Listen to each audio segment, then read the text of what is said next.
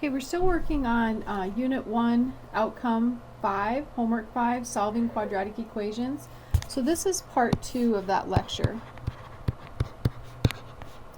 We're still going to be working through quite a few problems. We ended up with our last lecture on working with completing the square, and I would like you to see an example of how you can solve an equation using completing the square, but I'd also like to point out that you don't have to use completing the square. There are other methods to solve. So let's go ahead and use completing the square on this example. And again, just as a reminder, you don't have to use completing the square. There's other methods that we could use here. So we have x squared plus 4x equals 32. Okay, so as usual, I'd like to graph this first. I just want to know how many solutions I'm going to have. And I'm going to subtract over that 32 to set it equal to 0. So let's go ahead and look at x squared plus 4x minus 32 on our graph. So go ahead and go to y equal. We have x squared, whoops, better clear that, x squared minus 4x, plus 4x. And then the minus sign is at the end here, minus 32. Okay, graph. Again, you might have to readjust your window. There's definitely something strange going on here. Oh, remember on one of our last problems, this went from -1 to 1. So definitely, let's go ahead and adjust our window. Let's go -10 to 10 on the x and the y, so we can get a look to see what's going on here. We might have to readjust again. It's a good place to start, and let's hit graph.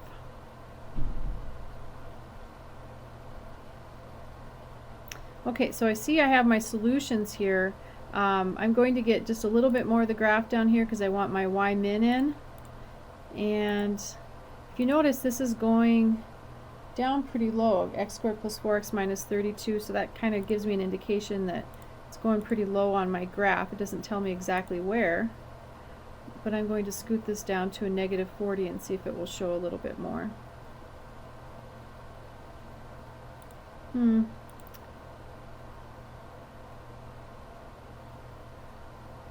Well, mine's up in the top right hand corner by the battery here. It kind of seems to be stuck.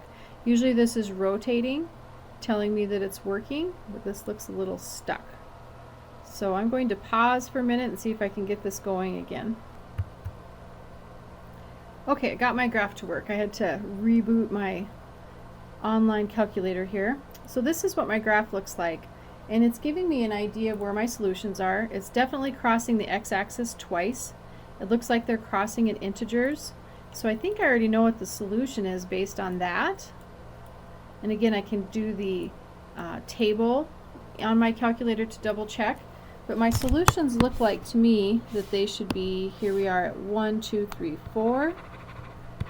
I'm crossing at x equal 4, and 1, 2, 3, 4, 5, 6, 7, 8, -8.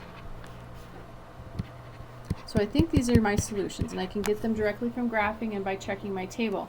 But I'm going to do this example with completing the square so you can see a completing the square problem worked. Now, all the completing square problems that we've looked at have had a leading coefficient of a 1. There's an implied 1 here. And that's one of the criteria that we have to have in place, is the leading coefficient has to be 1 in order for this to work. So let's look at our equation. And again, we're using completing the square. X squared plus 4x plus blank equals 32 plus blank. So what I'm going to do is I'm going to complete the square on the left, and I have to balance the equation. Whatever you do to one side, you have to do to the other. So let's remember that the whole idea of completing the square is to take half this linear term. Well, 4 over 2 is a positive 2. 2 squared is 4, so I'd add the 2 squared to both sides. Now, if I were to FOIL this out, first outside, insides last, I get x squared plus 4x plus 4. Now on the right-hand side, 2 squared is 4, 32 plus 4 is 36. So now I have this nice little equation, x plus 2 quantities squared equals 36. And now I finish solving it by taking the square root of both sides.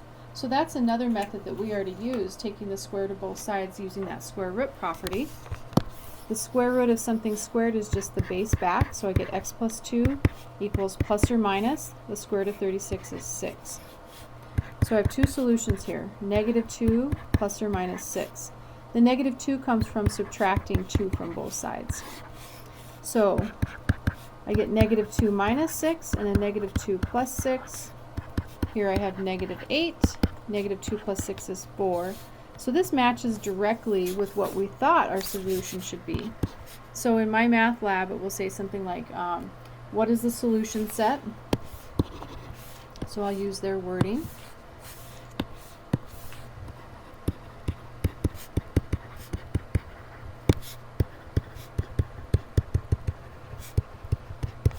And then they provide the braces for you. They're already there. And then we put our numbers in order from smallest to largest, so negative 8 to 4. And of course they provide the closing solution set as well. So you can go through the completing the square, or you can do the graphing. Sometimes the graphing, however, won't come up with your solution, and it won't come up with your solution because you have a decimal approximation, and my math lab is requiring that you put in exact solutions. Okay, let's go ahead and look at another example where they tell you that you should use completing the square, but I'm going to show you yet another way that we can solve it. You might get the idea of getting you to avoid completing the square, and I'm not. Sometimes it's just one of the most difficult methods. So let's go ahead and solve. So here we'll look at 4x squared minus 4x minus 1 equals 0. So if you want to, you could try and factor this. I'm going to graph it, of course, right away because I want to see what my solutions might be, 0, 1, or 2. 4x squared minus 4x minus 1. So hit y equal, and clear. 4x squared minus 4x, and then minus 1. And I want to do a quick graph, top right hand corner. We might have to adjust the window. Okay, I definitely want to adjust the window. I can see that most of the work here is taking place between negative 2 and positive 2. So I'm going to hit window, and I'm going to go negative 2 to 2. And then on my y-axis, I don't need to go clear down to negative 40. It looks like I could just maybe stick around that negative 2 to 2 area. Let's see what that looks like. Oh good, I thought my computer was going to lock up again. So here's a nice little graph, and that tells me, because I'm crossing the x-axis 2 times, that I'll have 2 roots or 2 solutions, 2 zeros, however you want to say it, for this particular equation. So graphing this first gives you some really good help. Now I also see that I'm not crossing at integer values, so I can't use this as, to find my solutions because they're not integer values. I could go on and find decimals though. So here's a root or a 0 or a solution, and here is another one. So this one is between 1 and 2, and this is between negative 1 and 0. So let's go ahead and use the quadratic formula on this one. Now the directions on this from my math lab were actually to use completing the square, but I want to show you how the quadratic formula works just as well. So here's our quadratic formula. Of course you should have this memorized, and it has A's and B's and C's in it. So we need to figure out where those A's and B's and C's come from. So first of all, we need to make sure that our equation is in standard form. Standard form means it equals 0. So we have 4x squared minus 4x minus 1 equals 0. This already equals 0, so this is in standard form. Standard form is ax squared plus bx plus c equals 0. So in this case, a is 4, b is a negative 4. I need to take the sign with it, and c is negative 1. Take these values and I plug them in. You have to plug them in very carefully into our quadratic formula. And I have x equal negative b plus or minus b squared minus 4ac all over 2a. And of course my square root sign is in here as well. Now the reason I put all these parentheses up is I don't want to drop a negative sign. For instance, this is negative b, but my b is already negative, and a lot of people will forget the 2 negatives. The negative 4 goes here as well, and both the negative and the 4 are being squared. Here's my values for A and C, and here's all over 2A. Now my goal is to simplify this and come up with my solutions. Now minus a negative 4 is a positive 4. Now underneath the radical here, negative 4 times negative 4 is 16. I guess we could simplify this. We don't need to write it out again. Here we'd have a negative 4 times 4, which is a negative 16. Negative 16 times a negative 1 is a positive 16. All over 2 times 4 is 8. So again, my goal is to simplify this. I'm not quite ready to simplify it. I need to do a little bit more rewriting. So let's go ahead and rewrite this one more step. So our next step for rewriting would be 4 plus or minus 32 all over 8. Now there is a bit of a temptation here to cancel this 4 and 8, and you can't because the 8 also goes into the 32. So what you need to think about is simplifying first. Now are there any factors of 32 that are perfect squares? And the answer is yes. There's 16 times 2.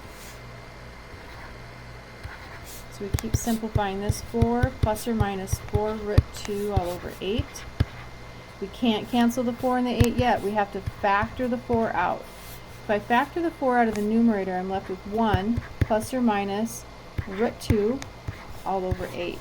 And now we can finally cancel those. 4 goes into 8 twice. So I have x equal 1 minus root 2 all over 8 and 1 plus root 2 all over 8 as my solutions. Now I can check these with my calculator. Let's look at 1 minus root 2 over 8 as a decimal approximation and 1 plus root 2 all over 8 as a decimal approximation. So let's pop open that calculator. You go to second quit if you're still in your graphing mode. In parentheses, 1 minus root 2. I'm going to close parentheses there, all over 8. And we can see that that's a negative value. And remember, we already knew some of our solutions about where they should be. And one of them was between negative 1 and 0, and that's certainly between negative 1 and 0. So let's squeeze this in here.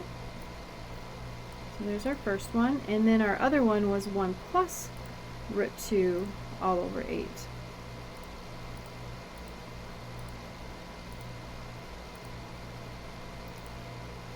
Divided by 8. So there's my other solution, which kind of matches up with what I thought, because I thought my solution should have been between negative 1 and 0 and 0 and 1, and this one matches up as well. Now of course I can check to make sure that these are exact solutions, but I want you to see where I'm referring to up here in my graph. So up here in my graph, we said, oh, one of my solutions was between negative 1 and 0, and one of my solutions was between 1 and 2. And come down here. Well, wait, this one's not between 1 and 2. Let's see what's going on. So when we rewrite our solution here, I get x equal 1 minus root 2 over 2 and 1 plus root 2 over 2 for my solutions. Now I can figure out what both of these are as decimal approximations, because remember up here in my graph, one of my solutions was to be between negative 1 and 0, and the other one was to be between 1 and 2, so I can check those. So let's check 1 minus root 2 over 2 on my calculator. So let's do in parentheses 1 minus square root of 2 over 2. Okay, that's between negative 1 and 0, so that's nice. That kind of tells me that I have something in the ballpark of what I was expecting to see. So that's one of my solutions. The other solution is 1 plus root 2 all over 2.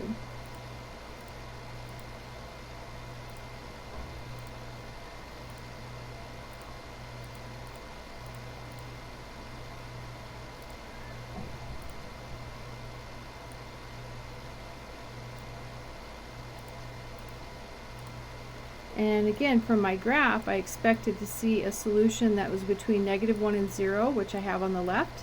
And I expected to see a solution that was between 1 and 2, and I have that on my right.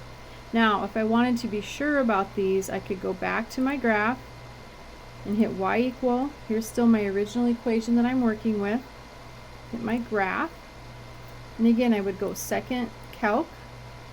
I'm looking for my 0, because that's where it crosses. Left bound, I know from the work I've done, is -1.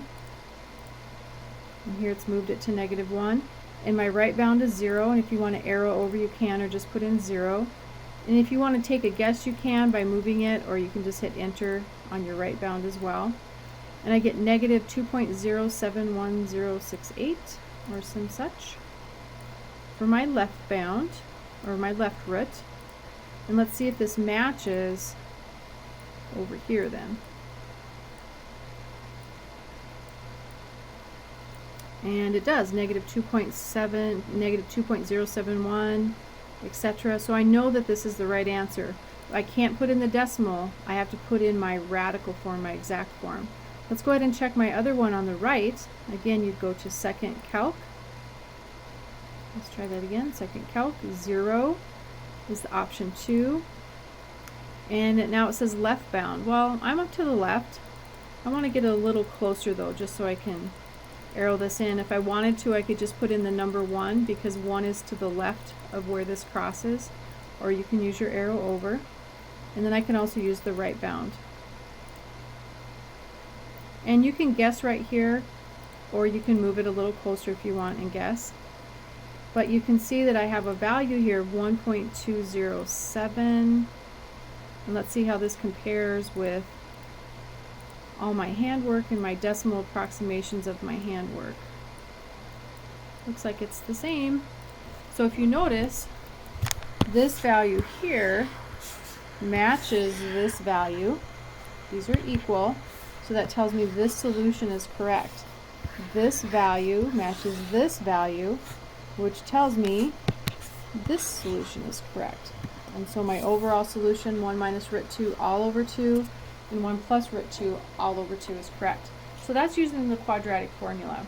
Now you might say, well, wait a minute, that's a lot of work. Well, most of the work we did was in checking it, to making sure it was right.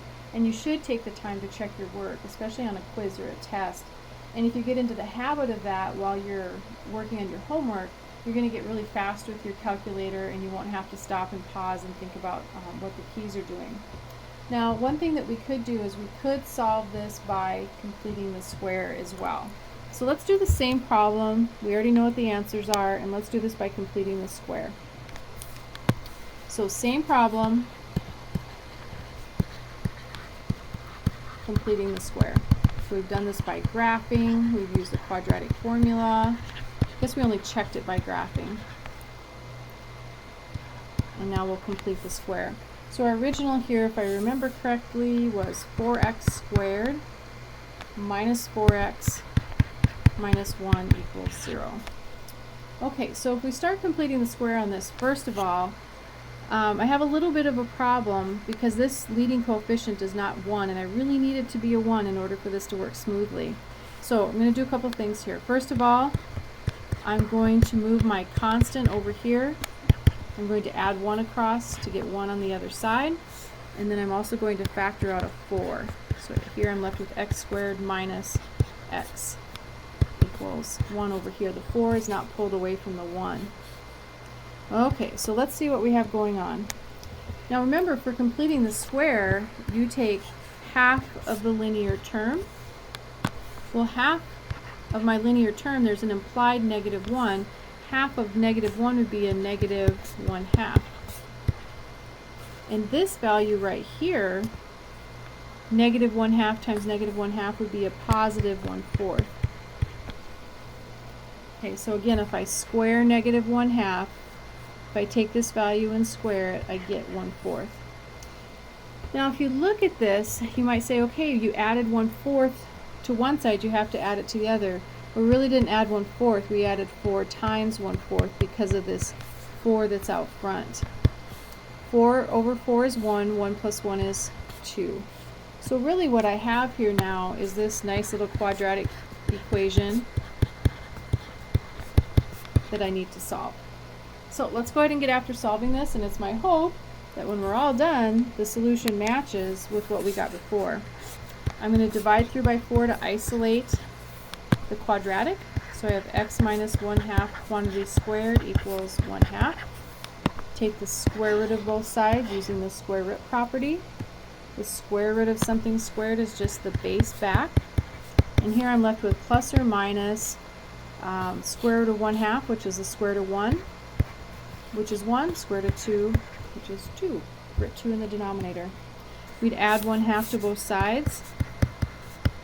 And I have x equal 1/2 plus or minus 1 over the square root of 2. Now if I remember right, this is not what my solution looks like. It's getting close though. So let's go ahead and simplify this by rationalizing the denominator on this second fraction. Now rationalize means to get rid of the radical by multiplying it by itself. So we multiply top and bottom by root 2, and I'd be left with x equal 1/2 plus or minus the square root of 2, and then root 2 times root 2 is 2. And then I can write this as a single fraction, 1 plus root 2 all over 2. Oops, and the plus or minus is in there as well. Now when we have to write our solutions, that's 1 minus root 2 over 2, 1 plus root 2 over 2.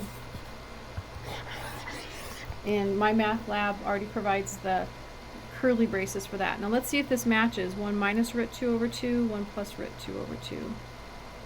Yep, 1 minus root 2 over 2, 1 plus root 2 over 2. So you can see, and you know, you could go back through and check your answers with graphing and everything, but we've already done that. So you can see the quadratic formula is just as useful as completing the square, and sometimes it's a little less complicated. Now with the quadratic formula, you need to be very, very careful about a few things. First of all, it always has to be set equal to 0, and you have to be very, very careful of your signs. Now not all the time will you get a quadratic formula, again, that has any solution at all. So we need to always make sure we graph these real quick just to have a good idea of what's going on. So my first thing I will do with all of these problems that I work is to graph them. Because I want to know, is there 0, is there 1, or is there 2 solutions? Okay, so if I'm asked to solve this, the first step I'm going to take is to graph it. Now remember, to graph this, it has to be set equal to 0. So I'd add that 41 across. So I'd have a plus 41. So x squared minus 8x plus 41. Let's go ahead and graph it. Y equal, let's clear what's there. X squared minus 8x plus 41. And let's hit graph. Now remember, this was from when I had this -2 to 2 scale, so it's a good possibility we won't see anything here. So let's go to zoom, and I'm never quite sure which zoom to choose, so I think I'll choose zoom standard this time, and hopefully it'll find my graph for me. Maybe it'll show up on our screen here. Gosh, nothing's showing up. Well, I have this x squared minus 8x plus 41, so it kind of makes me think there's something going on clear up here. So let's go ahead and change our scale. The window will pop open here.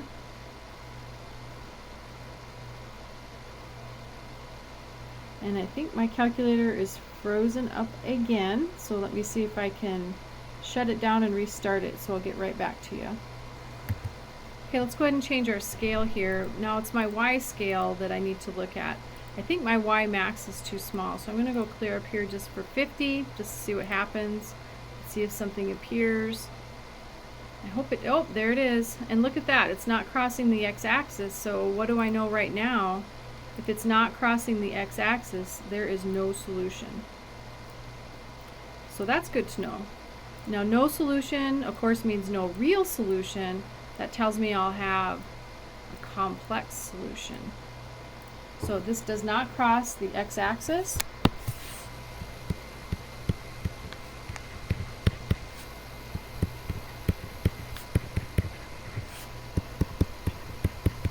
Remember, the 3 dots in the shape of a triangle mean therefore there is no real solution. I'm only looking at complex solutions only. So that means when I get done with this, I'll have something to do with I running around. Okay, so graph x squared minus 8x plus 41. I did that, and from that I gained the information that I have no real solutions. I only have complex solutions. This is in standard form, ax squared plus bx plus c equals 0. So I could use the quadratic formula here really easily. Now the best thing to do when you're using the quadratic formula is to go ahead and write it down, and then go ahead and populate it with your values for a, b, and c. So a in this case is 1, b is -8, and c is 41. Now we might get some big numbers here, but that's okay. We can work with those. So we have our calculator. So this is my -b plus or minus b squared minus 4ac all over 2a. Now this helps me because I'll make sure everything gets put in appropriately, even with positive and negative signs. So -b minus a -b, b squared minus 4ac all over 2a. So let's go ahead and simplify this. Minus a negative is the same as a positive. There's going to be a lot going on under here. -8 times -8 is a positive 64. And here I have 41 times 4. Well, 40 times 4 is 160. So 41 times 4 is 164. And it's going to be a negative value. And then 2 times 1 is 2. Well, something interesting is going on under the radicand here. 64 minus 164 is -100. Ah, that's where my complex number comes from. Now don't be tempted to cancel the 8 and the 2, because the 2 also goes into the square root of a -100. I need to simplify that first. The square root of 100 is 10. The square root of a -1 is I. I still can't cancel. I need to factor first, so I'll pull out that 2. 4 plus or minus 5i all over 2. Now these cancel. So my solutions then are 4 minus 5i, 4 plus 5i. Two complex solutions. Now there's really nothing I can do to double check this on my calculator, because on my graph up here, all I know is it didn't cross. It doesn't tell me anything else. So I'm going to have to kind of rely that I did good work here and I double checked my numbers and everything looks good. So we have so many different ways to solve a quadratic equation. The first thing I would do every single time is graph it. And if I can get a root that's a nice little integer out of that, I will. If not, I could use factoring. If it factors easily, I could use the quadratic formula. I could use completing the square. I could use the square root property. But the point is it doesn't matter which method you choose. If my math lab tells you to use a particular method, it doesn't matter. You still get the same answer in the end, so you don't have to use the method they say. Now sometimes you'll run into things that don't look like quadratic formulas. For instance, there might be some fractions involved and the denominator will have the variable. So here we might have 3x over x minus 3 plus 9 over x plus 3 equals a -42 over x squared minus 9. Well, right away I'd like to rewrite this on the right hand side in particular, because I see that x squared minus 9 factors into x plus 3, x minus 3. So my common denominator is the product of x plus 3 and x minus 3. So I'm going to clear the fraction.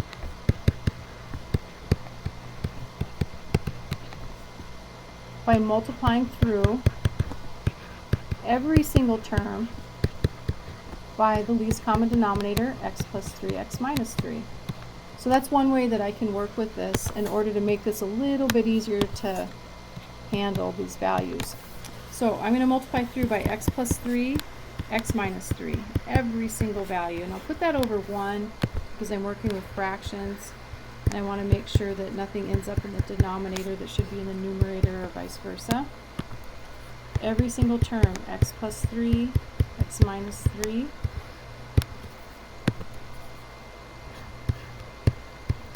x over, whoops, we already did the 3x, we're on the 9 now, over x plus 3. Okay, and then we have the x plus 3, x minus 3. And then I have the negative 4 on the right, over x plus 3, x minus 3.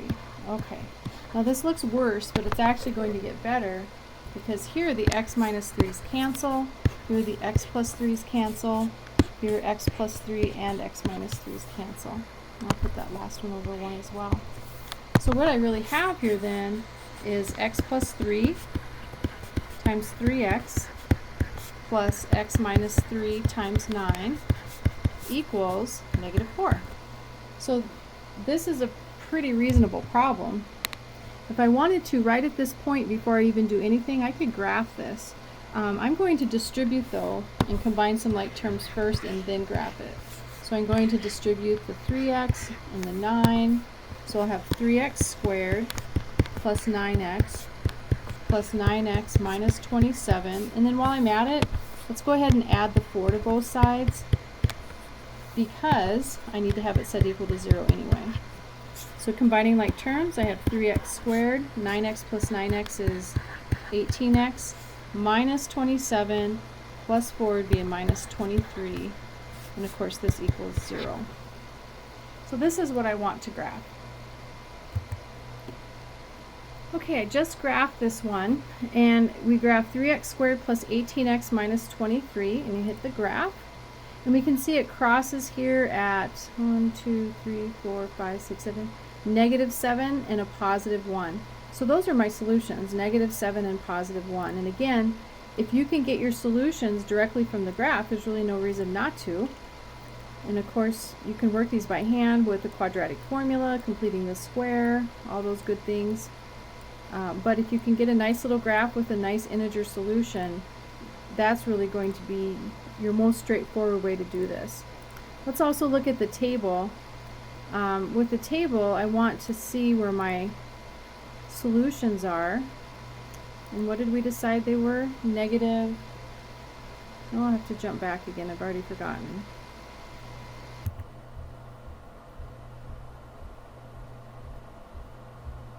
Okay, so we're going to clear the fraction by multiplying through by the least common denominator. Forgot to copy down that 2. Okay, so I'm going to multiply through by x plus 3, x minus 3, every single term, and I'll put that as a fraction over 1.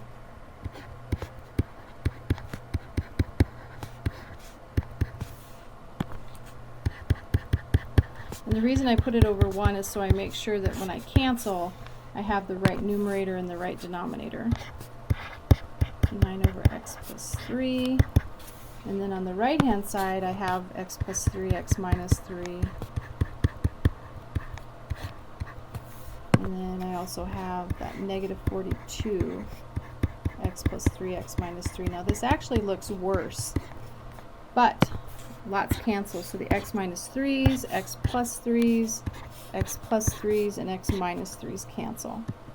So what I'm left with then is this 3x times x plus 3 plus 9 times x minus 3 equals negative 42. Now if I wanted to, I could graph this right now, but I think I'll simplify it first by distributing through the 3x, distributing through the 9, and moving the negative 42 across. So I have 3x squared plus 9x plus 9x minus 27 plus 42. So I'm going to add the 42 across.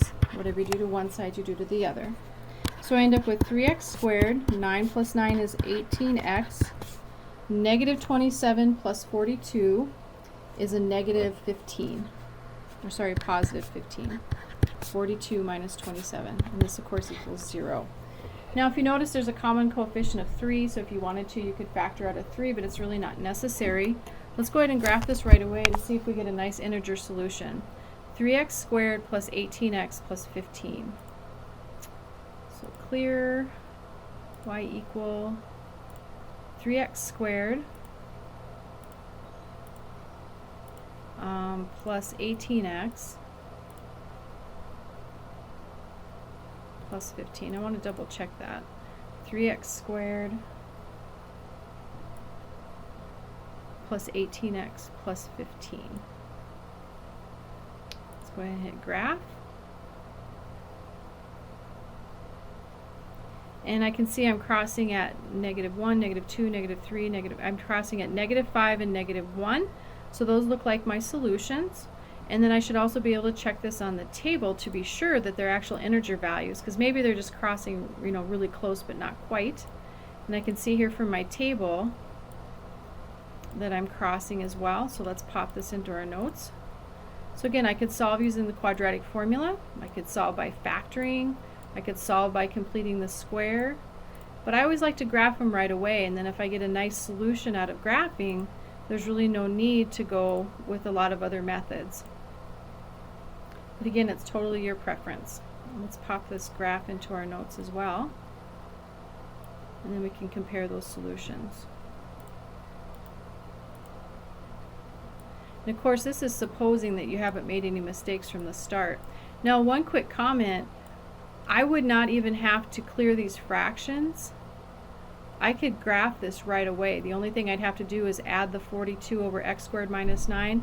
I could have graphed this right away, and I would have gotten the same exact solutions. Now, one thing that we need to be careful of is I don't get solutions like a +3, which would make this fraction undefined, or a -3, which would make it undefined as well. So just as a quick side note, I could have graphed this right away without all this simplification work. And what I would have graphed was 3x over x minus 3 plus 9 over x plus 3. And then I'd have to add that 42 across. So I could have entered this and graphed this right away as well. Gotten the same graph, same solutions. Now, a couple quick things. Here's -5 and here's -1. Here's that value for -1 then. We know it's not a decimal, something close to -1. And here's -5. So our solutions then, or our roots or our zeros, however you want to call them, are -5, -1 in order from smallest to largest. So there's another example of some of the problems that you might be running across when you're working these. Now there's one other type of question that you'll be looking at too that has a little bit strange coefficients, and I just want to give you a heads up on that one. If you notice, this is a quadratic because I have my squared term, but my linear coefficient being 6, my constant is 4√2. The leading coefficient here is a radical as well. Well, this is in standard form. So this is ax squared plus bx plus c. So I can use the quadratic formula on this. So a is the square root of 2, b is 6, and c is 4√2. Okay, so this works perfect. So using your quadratic formula, again, you always write out your quadratic formula first, and then you populate it.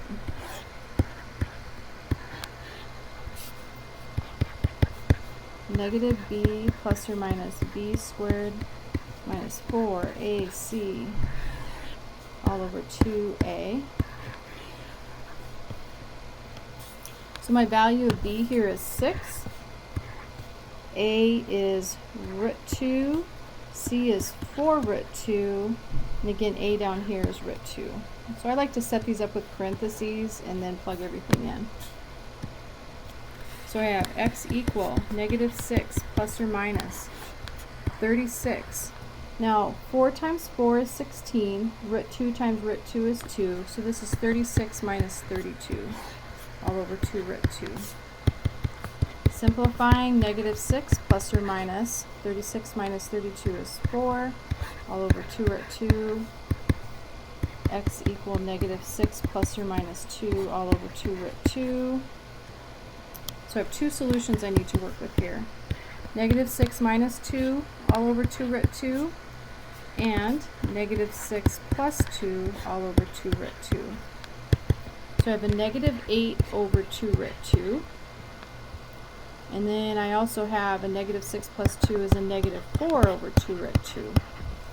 Well, I can cancel here right away, and I have a -4 over √2, And then here, 2 cancels into the 4 twice, drag along the negative.